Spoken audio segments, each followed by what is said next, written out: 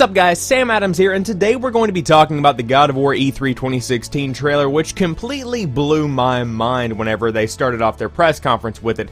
Now I did do a full breakdown of the Sony press conference if you wanted to check that out, but I felt like this trailer definitely deserved to be talked about, and after gathering some information about the game itself, I thought that we would talk about it for a minute or two. So now, as we all know, this new God of War is taking place in a Norse setting instead of the standard kind of Greek mythology that we have seen over the course of the past 15 years that God of War has been around. And I feel like that's a pretty welcome addition to the game. This is, however, the exact same character that we have been dealing with. This is not some kind of alternate reality Kratos. They aren't exploring some kind of multi-dimensional side of God of War. This is the same guy. Pretty much in an article on IGN that was interviewing the game's director, it does appear that Kratos believes that being a god is a disease, and having the rage issues that he has dealt with throughout his entire life is a side effect of that disease, and he wants to make sure that it is not passed on to his son. He wants to make sure that his son is normal and is able to not be clouded. His judgment can't be clouded by the fact that he is constantly angry and wanting to destroy. That is a pretty cool story, and it definitely shows a more emotional side of Kratos and a more emotional side of God of War than we're really used to seeing, and I think that that's a good thing. So now let's talk about this gameplay a little bit. Obviously, this was not your standard kind of God of War experience. Normally, you would hack and slash your way through the level, find chests and collectibles hidden throughout, and pretty much have an overly violent experience that a lot of people did enjoy. That's why the God of War franchise has stuck around for so long.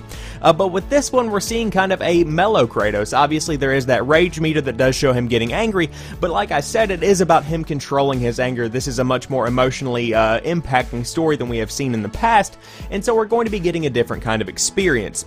Now, this is not to say that these kind of hack and slash gory scenes aren't going to be included within this new God of War, because in that same interview on IGN with the game's director, it was actually stated that there are going to be those kind of scenes within this game. However, at E3 2016, the team at Santa Monica wanted to kind of showcase the elements of God of War that people didn't think they could do or that they had not done before, because everyone knows that they can do a hack and slash scene like no one else. That standard kind of God of War experience, they have that mastered to a T, but with something that's more exploration based, with something that's more story based, with something that's kind of a different kind of experience than people are used to seeing from Santa Monica, they wanted to prove that they could do that, and they did that at PlayStation's E3 2016 press conference. So now let's talk about this troll fighting scene, which has been the talk of the town because it does show off the action and the fighting mechanics that are going to be in the new God of War, and a lot of people have been saying it's going to be like a Souls-style game, and I don't believe that's going to be the case because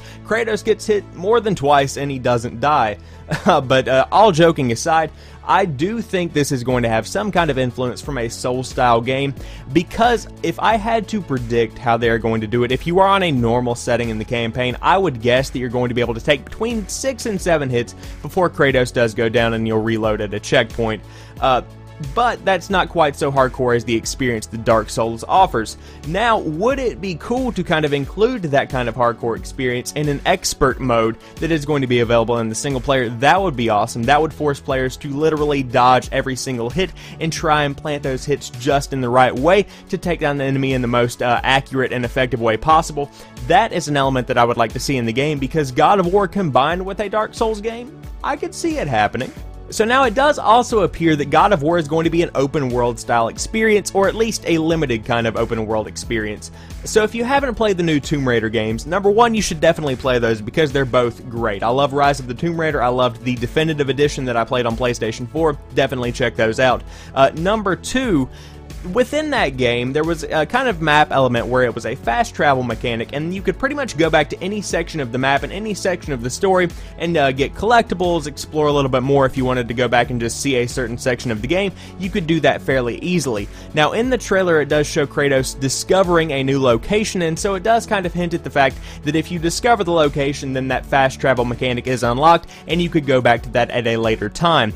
I would love to see that included because there's some beautiful scenery here in God of War, and I'm sure there are collectibles scattered throughout that forest, throughout Kratos' house and his son's, house or whatever.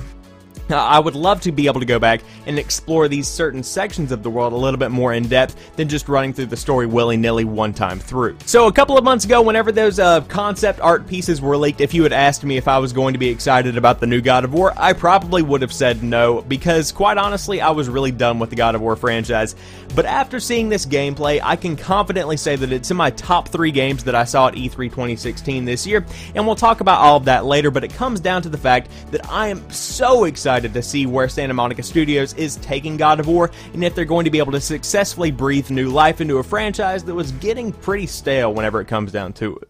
So there you guys have it. Hope you've enjoyed this video. If you did, drop me a like down below and share this video on social media. And if you are new to the channel, please take some time to check out my other videos. I've been talking about E3 2016 for the past couple of days, and then normally I upload stuff throughout the week, so be sure to check out some of those videos, and then links for my social media and Twitch and all of that good stuff are in the description box down below. But as for right now, I want to thank each and every one of you guys for watching this particular video. I'll talk to you soon. Peace.